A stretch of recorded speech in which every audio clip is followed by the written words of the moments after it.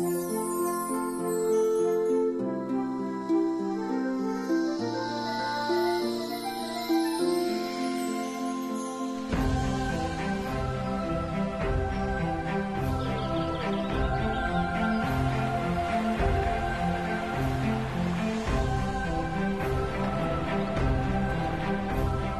bosque de Moal es la antesala de la Reserva de la Biosfera de Muniellos, un lugar único donde la naturaleza aún conserva un aspecto salvaje.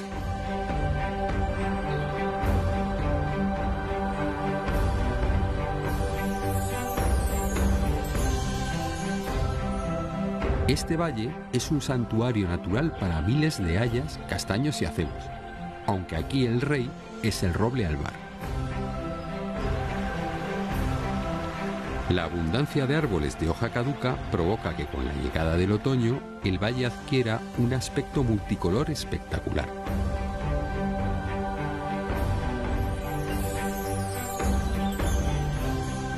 Además, es una tierra que marida a la perfección naturaleza y gastronomía. Pura inspiración para el plato de mi amigo Diego Ferrer. Estamos en Asturias y estamos en la tierra del cachopo. Hoy vamos a hacer uno muy especial, con parasoles en lugar de filete de carne, y lo vamos a rellenar de queso ahumado de Pría y un poco de cecina. Si hay un músico que ha paseado el nombre de Asturias por el mundo, ese ha sido José Ángel Evia. Es un referente musical dedicado al folclore y la cultura de esta tierra, y además inventó la gaita electrónica. Evia es uno de los mayores exponentes de la música asturiana, y por eso me le he traído a su tierra natal.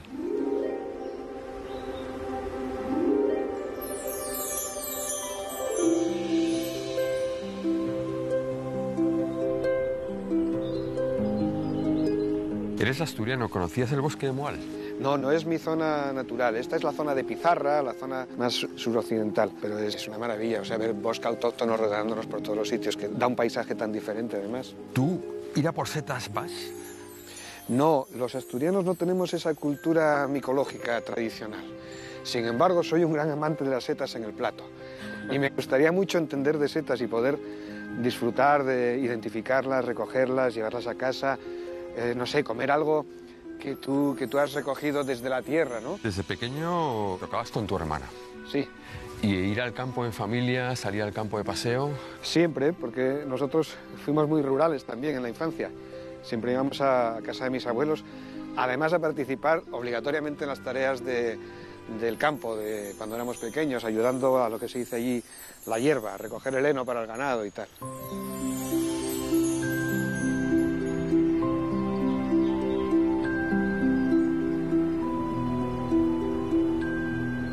Fíjate que vergel abajo de setas, ¿eh? Es que no hay como venir con el que sabe, ¿eh? Los prados son sitios muy buenos para ver setas, y una variedad de setas, algunas comestibles, como van a ser estas. Y tú de lejos ya sabes que son comestibles estas. Sí, porque el género Macrolepiota lo que tiene es que son setas muy llamativas. Además, mira, vamos a incorporar estas setas para la receta de la cocina, porque son riquísimas. Esta seta se llama Macrolepiota procera, llamada vulgarmente parasol. Sí, sí, tiene una envergadura como un paraguas. También se llama pagador. Tiene el pie muy largo, el sombrero es escamoso, mamelón o pezón muy marcado, escamitas por todos lados, la carne es blanquecina, luego tirando hacia gris, como estos ejemplares que son un poquito más adultos, las láminas son blancas, y luego tiene un anillo, que es la característica típica de estas, de las macrolepiotas, que es un anillo doble, porque tiene una parte como algodonosa arriba y otra parte, ¿ves que tiene debajo como otro anillito? Más carnoso. Más carnoso. Y aparte de doble, es un anillo móvil.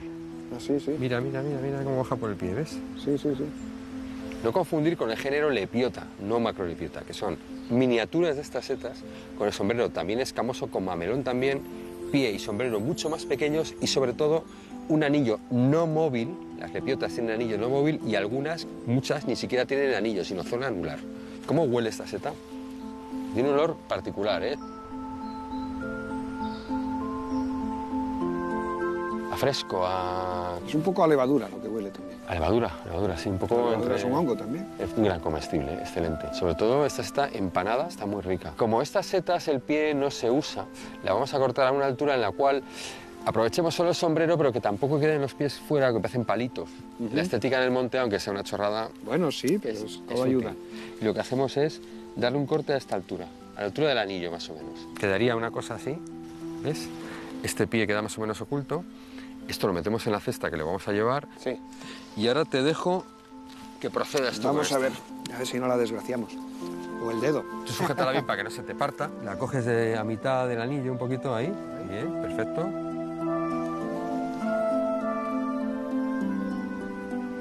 Esta la echamos también. Nos vamos a ir. Tenemos ya suficientes. Diego con esto va a estar contentísimo. Nosotros también. Ajá. Seta de gran tamaño con un sombrero beige de hasta 30 centímetros, revestido de escamas. Tiene un olor harinoso y un sabor excelente. Se puede confundir con la Macrolepiota venenata, que es muy tóxica. Por tanto, extremar la precaución.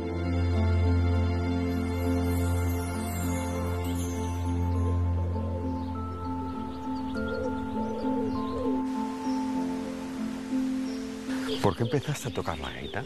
Pues quizá un poco como lo que nos rodea, por ecosistema. Porque yo siempre viví desde pequeño en una familia que tenía mucho apego a todas esas tradiciones. Mi abuelo materno, Pepe, que era uno de esos mineros que cantaba la tonada asturiana magistralmente, pues lo tenía como algo tan natural, era algo que le escuchaba a la hora de la siesta en verano. Aquellos sones de remis del gaitero mayor y tal me impregnaron de pequeño. Y cuando quise hacer música, en vez de coger un piano o una guitarra como otros niños, pues yo cogí la gaita. ¿Y este invento de la gaita eléctrica que hiciste tú, que es tuyo? Bueno, es que la gaita en sí ya la inventó un vago, para no soplar mucho. Nosotros tenemos una reserva de aire, un fuelle, lo llenamos de aire, apretamos y ahí podemos respirar tranquilamente. La gaita electrónica fue un revago redomado ya que inventó eso, ¿no? Yo tenía un alumno, Alberto Arias, que tenía un problema, que era ensayar en casa porque los vecinos pues, se molestaban. Entonces empezamos a diseñar un aparato que servía para ensayar en casa, comunicándose con el ordenador, con una regla de plástico con sensores de máquina tragaperras atornillados, una serie de cables y tal. Nos juntamos con otro amigo, Miguel Dopico, que puso la parte informática, y de aquello pues nació el artefacto. ¿Y la gente más purista cómo se lo tomó? Bueno, al principio como un trauma, que es también lógico, porque decir una gaita electrónica yo digo que era como decir un carro de bueyes con turbo, una cosa medieval pero traída a la tecnología, ¿no? En los 90 hubo un boom de la música celta, que ahora parece que se ha esfumado. ¿Qué ha pasado ahí? Bueno, es que las músicas, como tantas modas, van y vienen, tienen picos y tienen bajos, ¿no? Pero el pozo que queda cada vez que hay uno de esos picos y luego baja otra vez la moda, digamos, es un pozo muy importante. Y quedan escuelas, quedan músicos, algo que prepara seguramente el camino para que dentro de unos años pues, surja otro fenómeno y vuelva a haber otro boom en el gran público.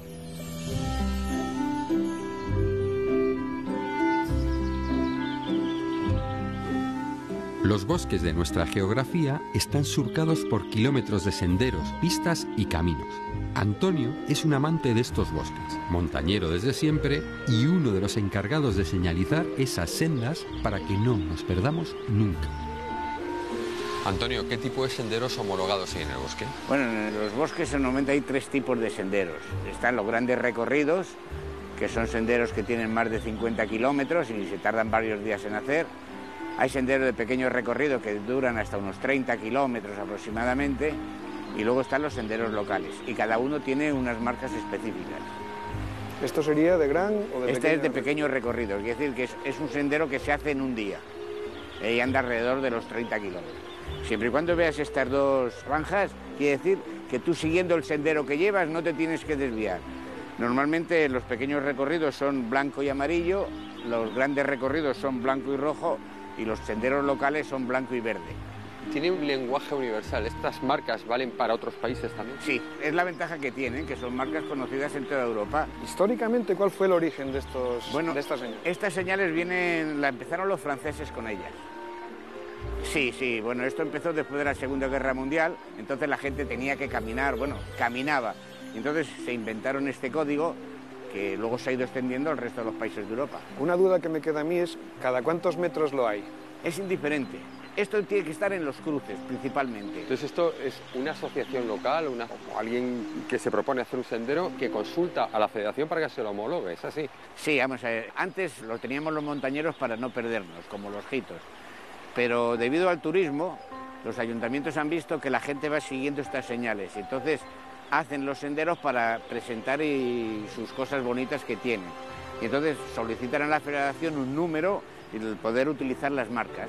Luego, una vez lo tienen pintado, se lo revisamos y le decimos dónde está bien y dónde está mal. El objetivo nuestro es que la gente disfrute de la naturaleza, que no se pierda y que vaya segura.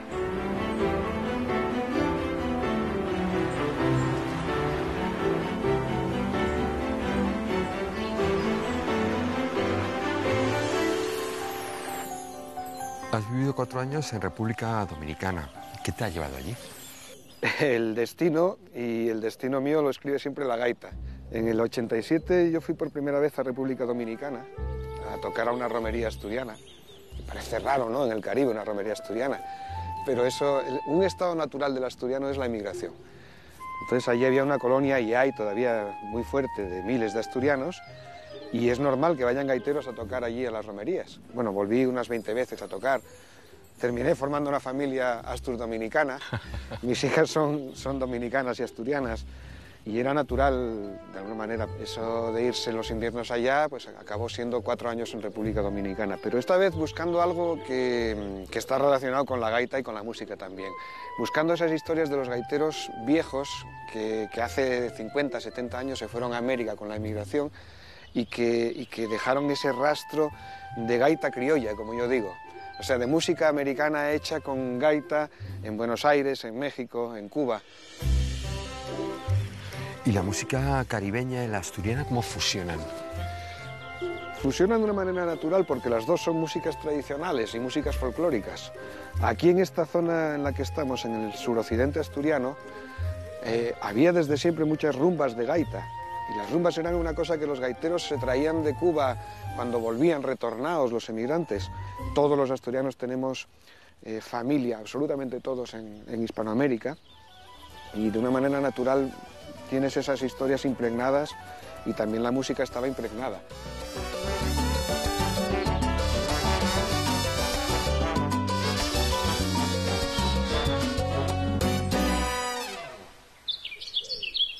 ¿Lo escuchas? ¿Es un petirrojo? Sí. Hacen así de pájaros. Al petirrojo aquí en Asturias le llamamos la raitana. La raitana. ¿Y eso? No.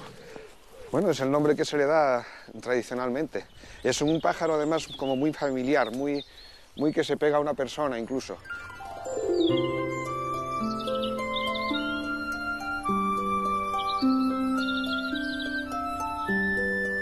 Mira. Oye, pero ¿y eso? Esto es una seta de la madera y es una seta típica del roble. No tiene un nombre vulgar, se llama Ipholoma sublateritium.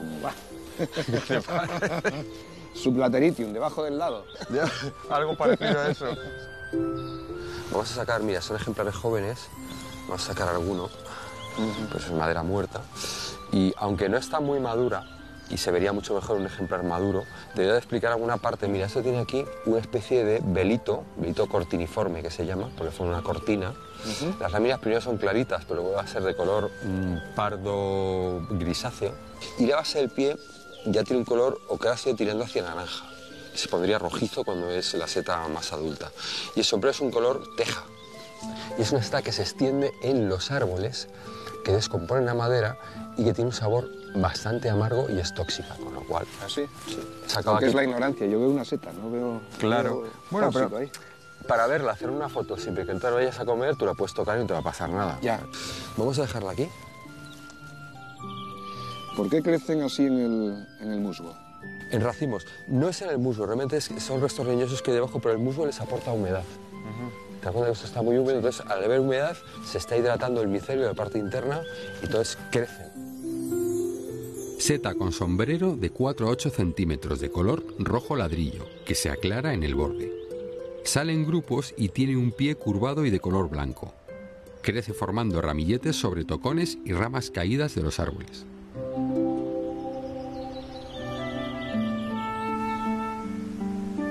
El bosque de Muniellos y de Moal se merecen la fama que tienen. Quedan pocos lugares tan salvajes como este en España. Fíjate lo escarpado, esto es muy asturiano, ¿no? Lo agreste. Sí, del paisaje. Los valles asturianos además son muy cerrados. Sí. Entonces, Asturias en el mapa la ves pequeñita, pero si la estiras, tiene que ser un montón de superficie. Como Siberia casi. Exacto. Mira, es que es Olé. muy llamativo, esta seta es muy llamativa. ¿Y esta qué es? Esta se llama Mucidula múcida y es inconfundible. Mucidula múcida. ¿Y Burgo? Pues la llaman seta viscosa. Esta seta es exclusiva casi de haya, pero a veces también sale en roble, que es el caso. Ajá. Y es una seta que fuera de ese hábitat no la vas a encontrar. ¿Y es de madera? Es de madera. Es una seta que puede llegar a dañar a los árboles también, descompone, pero también forma colonias que invaden con el micelio el árbol y lo pueden estropear. Te voy a enseñar para que veas qué maravilla de seta. Tiene un anillo aquí muy característico. Es blanca, las láminas que tiene debajo son muy distantes y sobre todo la textura viscosa de múcido significa viscosa. Toca eso ahí arriba, a ver qué te parece. A ver qué te... La verdad que es curiosísima la textura. Póntela un poquito hacia la luz y mira si transparenta un poco las láminas. Sí, ahí efectivamente. está. A través de ahí entra la luz. ¿Ves que es como... Eso se dice que es higrófana, que significa que es transparente por humedad. Y ahí entra la luz y parece que es transparente la seta. Transparente por humedad. Bueno, No. y desvela el misterio. Si la como, ¿qué pasa? Nada. Nada. Que no te iba a gustar. Ah, sí. No Pero, esto- pero tampoco es inocua. Es inocua, lo que pasa es que esta textura tan viscosa te haría un pastiche en el guiso, entonces no podrías comerla. A mí la mucidula múcida me encanta por su exclusividad y porque es una seta además que tiene una estética, un aspecto muy bonito. Seta con sombrero de entre 4 y 10 centímetros y láminas espaciadas. Tiene aspecto de porcelana por su color blanco puro y brillante. Su pie es delgado, con base bulbosa y anillo.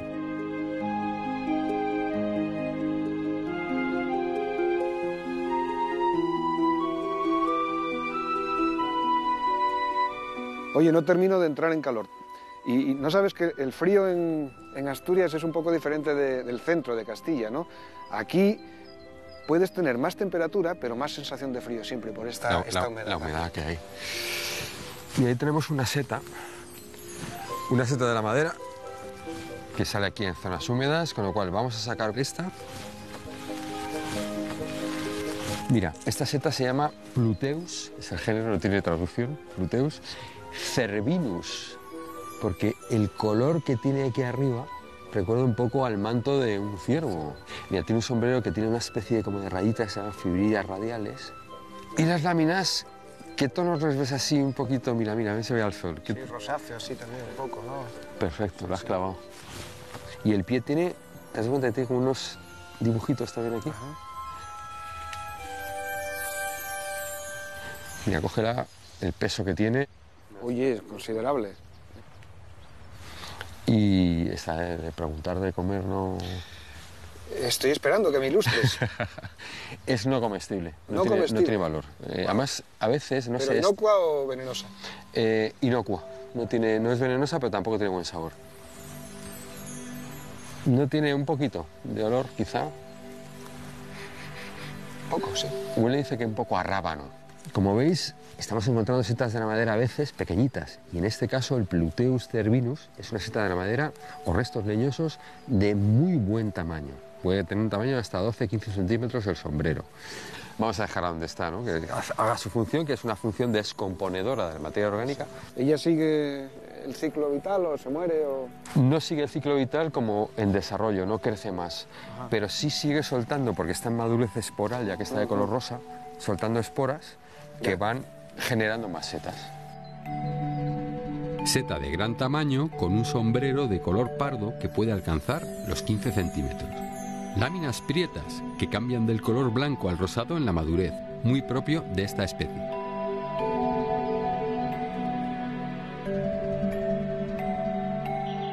El paisaje del suroeste asturiano está salpicado de unas construcciones milenarias, los cortinos. Estos elementos de piedra circular protegen los panales de los ataques del oso. Félix es un veterano apicultor que aún hoy se mantiene fiel a este modo de cuidar a sus abejas. Félix, ¿para qué sirve un cortín? Bueno, pues en este caso, por ejemplo que tenemos aquí, es para defender las colmenas del oso. Hay otros que son cuadrados, rectangulares, eso no tornan el oso. ¿Por qué? El oso, cuando hay una esquina que se pueda ir abrazando, sube arriba. Entonces, en uno redondo nunca tiene donde poder agarrarse. Estos cortines normal no tienen puerta. Pero si no hay puerta, ¿cómo se accede al interior? Una escalera de madera, Una pasera. lo que se llama una escalera de peldaños, entonces metían para allí las ceras y dos personas, uno desde arriba le daba al otro que subía hasta allí, incluso tres, y bajaban la olla con la miel tapada dentro. Entonces, ¿por qué impedía la pizarra que subiese el oso? Si se sube arriba y se engancha arriba a la pared, ya está dentro. Pero aquí se engancharía a la pizarra que está, la solera, digamos, que sale para adelante. Entonces él no llega la pata a enganchar atrás y ahí no le da para subirse arriba. Y tanto así como este es imposible total que suba el oso. ¿Y qué atracción tan fuerte es la miel para el oso? ¿Por qué? No es la miel. La gente piensa en general que el oso va a comer la miel. De estar allí come de todo, ¿no? Pero es lo que le preocupa y lo que quiere alimentarse son las proteínas de las larvas de abejas. Yo sé que los osos se las apañan para entrar en sitios. ¿Hay alguna anécdota? En una casa tenían las colmenas en la galería, subió por la esquina de la casa arriba, se colgó de la galería, subió arriba, tiró las colmenas para el camino y se las comió abajo. Pues de arriba se tuvo que tirar. A veces uno puede pensar que la música folclórica es local, pero después de hablar con Evia queda claro que hasta lo más local es también universal. Nuestra ruta por el bosque de Moal nos ha regalado un día perfecto, con setas tan llamativas como la Ipholoma sublateritium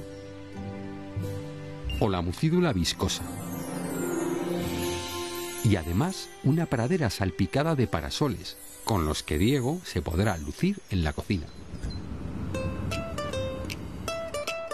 Chicos, ¿cómo os ha ido ese paseo? Encantados de la vida, Muy ¿verdad, bien. Vicente? ¿Qué habéis encontrado? Hemos encontrado, ¿eh? Hemos encontrado cosas parecidas a esta que te estoy encima de la mesa. Sí, sí, sí. O sea que, ¿no?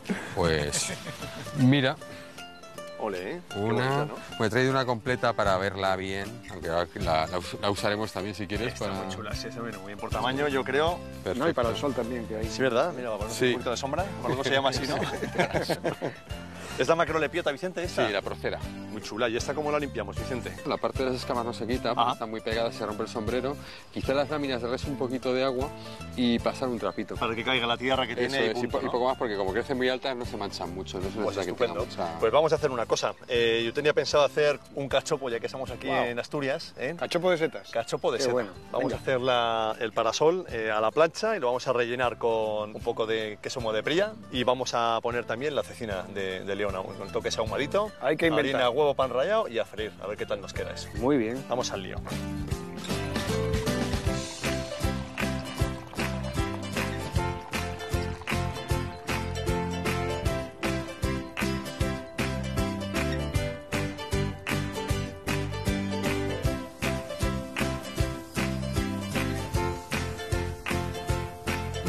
Pues Faena, vamos a quitarnos esto para la faena, sí.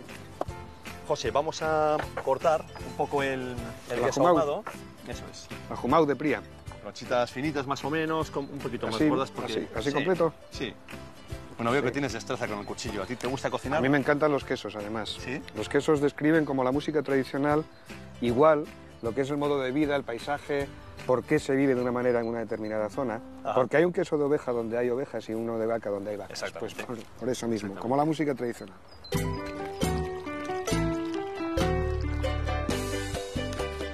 Tu paso por el Caribe, la cocina del Caribe te ha marcado.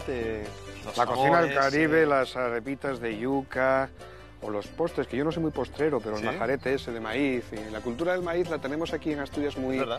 muy dentro de nosotros y esa la trajeron de allá, evidentemente. Claro. Entonces esa cocina me encanta también. Bueno, ya tenemos los huevos batidos. Si os parece, voy a encender los fuegos que vayan cogiendo temperatura y vamos a preparar la seta. Pastaremos un poco con esto para intentar que el volumen que ocupa ahora mismo de ancho a la seta Que no se se reduzca. compacte. Entera, ¿no? La vas a hacer entera, ni sin cortar ni nada. Nada, así entera, completa. tal cual, como si fuesen dos filetes. Un cachopo. Un cachopo. Cachopo es un señor cachopo. exactamente. Exactamente, algo Un contundente. filete de tapa ahí, pam, pam, pam, y para adentro. ¿Por qué has estado tanto tiempo sin editar un disco? Bueno, sin editar discos sí, pero sin hacer música no. Todos los años estuve girando, haciendo conciertos, renovando repertorio. Yo trabajo más fuera de España que en la propia España. Y hace 4 años, en 2014, decidí que quería aquella aventura de hace mucho tiempo que había pensado que era seguir la huella de los gaiteros indianos. Irme al Caribe, viajé muchísimo a La Habana y entre La Habana y Santo Domingo grabé este disco que ahora se llama Al son del indiano y que mezcla esa música asturiana que se llevaron allá los gaiteros hace 100 años y que después retornaron a estas tierras y traían, pues hoy día hay rumbas de gaita como la cosa más normal del mundo porque era una música que también fue de ida y vuelta.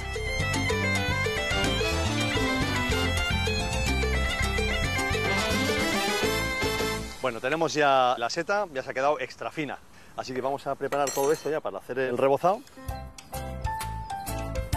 Aquí tenemos 2 panes diferentes, tenemos el panko, que es un pan grueso, y tenemos el pan rallado habitual. Vamos a mezclarlos para hacer un empanado diferente, ¿no? Que se quede muy bien empanado, pero que a su vez también sea muy crujiente luego cuando lo hagamos la fritura. Le vamos a poner el relleno del queso y la cecina aquí encima.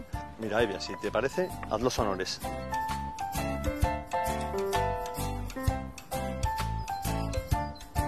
Cerramos y vamos al lío, ¿eh? Primero la harina.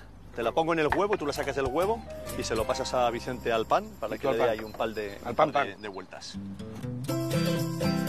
Harinado, ¿vale? Vamos a manipularlo apretándolo todo el rato para que no se nos abra mucho. Bien, y al huevo. Eso es.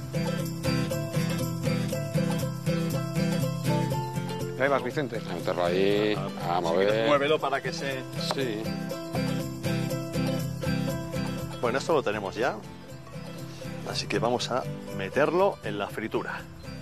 Bien empanado. Así está. Bueno, tú experimentas un montón con la música, con la gaita, pero ¿hasta qué punto te nutres y bebes mucho de la tradición, de siempre? Yo bebo de la Asturias? tradición porque esa es mi materia prima, la tradición. Desde pequeño llevo mamando esa música y entonces cuando quiero transformar algo necesito algo de lo que partir. Claro. Y eso es la tradición. Mira, mira, mira cómo va cogiendo esto ya colorcito. Esto ya está.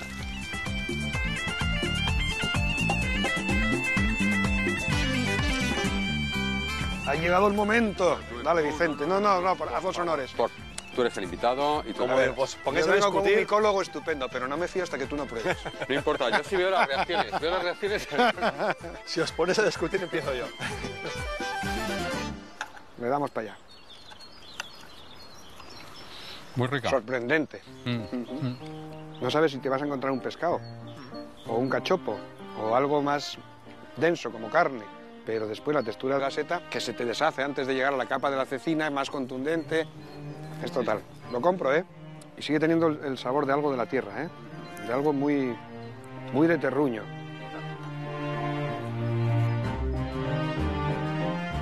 Evia, un placer conocerte, ha sido una suerte tenerte aquí y mucha suerte con el disco de Al son del indiano, que seguro que es una maravilla. Diego, gracias por haberme hecho descubrir cosas de mi tierra. Qué bueno. Y esperemos que se repita, ¿verdad? Es un placer todo el paseo Muchísimas por el gracias a campo los y por dos. tu tierra. Gracias. Un gusto. Aquí el año que viene a la misma hora, ¿no? Hemos dicho. Como un clavo. Queda certificado.